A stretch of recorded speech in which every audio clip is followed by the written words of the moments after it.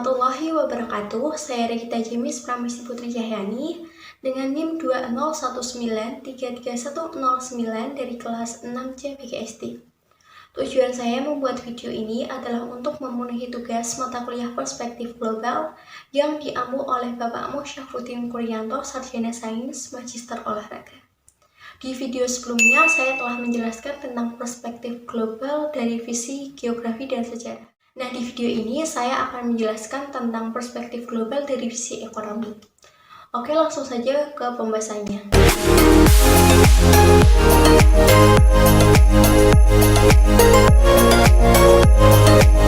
Perspektif global dari visi ekonomi.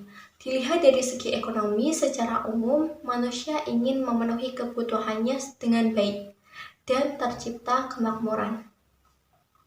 Keadaan ekonomi di masyarakat Indonesia digolongkan menjadi 3. Yang pertama, pendapatan naik, kebutuhan turun.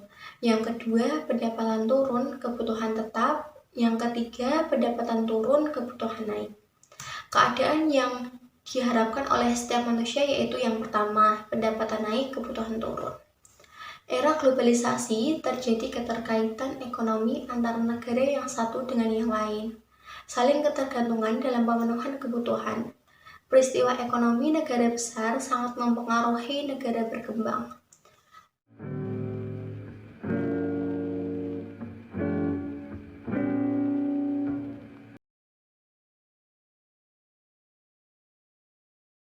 Contoh permasalahannya yaitu krisis ekonomi pada tahun 2008 yang dikenal dengan nama krisis finansial, menimpa seluruh dunia internasional yang dimulai dengan jatuhnya perusahaan besar di Amerika, terutama kredit macet perumahan dan disusul perusahaan-perusahaan yang lain di Amerika Serikat.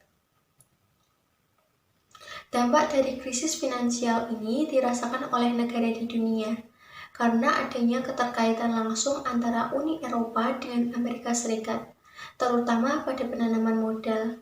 Maka negara-negara di Uni Eropa sangat terpukul daripada negara-negara di kawasan Asia dan kawasan lainnya. Krisis finansial ini menimbulkan perusahaan gulung tikar. Sebagai akibatnya, pengangguran dan kemiskinan bertambah. Dalam bidang perdagangan pada tahun 2008, Jepang merupakan mitra terbaik di Indonesia.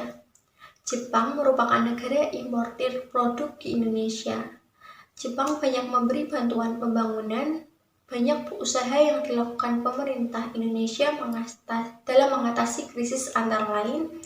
Yang pertama yaitu meningkatkan daya beli masyarakat, yang kedua memperkuat usaha mikro pengamanan pangan, yang ketiga pembentukan kawasan ekonomi khusus, dan yang terakhir pengurangan biaya masuk dan lain sebagainya. Walaupun negara Indonesia merupakan negara agraris, namun belum bisa secara baik mengatasi penyediaan pangan ini. Terbukti masih banyak kebutuhan pangan diimpor dari negara lain, misalnya susu, kedelai, jagung, kacang tanah, dan beras dan gula.